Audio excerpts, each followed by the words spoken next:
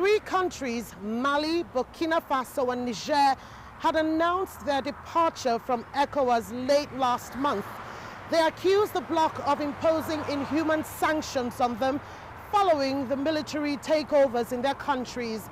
The trio recently formed the new Sahel Security Alliance and have turned to Russia for support in their ongoing fight against terror groups. They faulted ECOWAS for allegedly turning their backs on them and not helping them fight insurgents. The regional bloc imposed sanctions on the three countries following military coups that deposed their democratically elected governments. ECOWAS has over the years taken a tough stance against military takeovers in the region. The unfolding diplomatic mission, however, raises key questions about the regional bloc's future. How will these efforts play out, and what consequences will they have on Nigeria and the West African region? It's a diplomatic loss. West Africa needs cohesion. West Africa needs influence for the collective good of the region.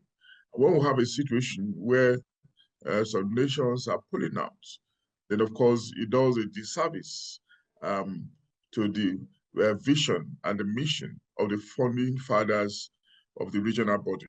So the only weapon available to other West African nations now, since they've not been able to deter them by the threats of invasion, is dialogue and diplomacy.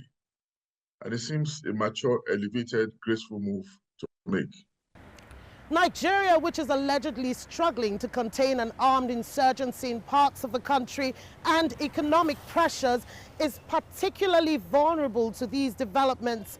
Experts say the security and economic ties within the ECOWAS region have implications for Nigeria.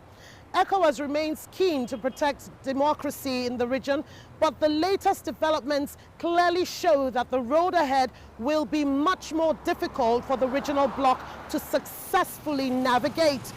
Details of the delegation's diplomatic mission are yet to be made public, but many will be hoping that the emissaries will make positive steps in resolving the emerging differences within the regional bloc, allowing ECOWAS to remain relevant in this fast-changing world.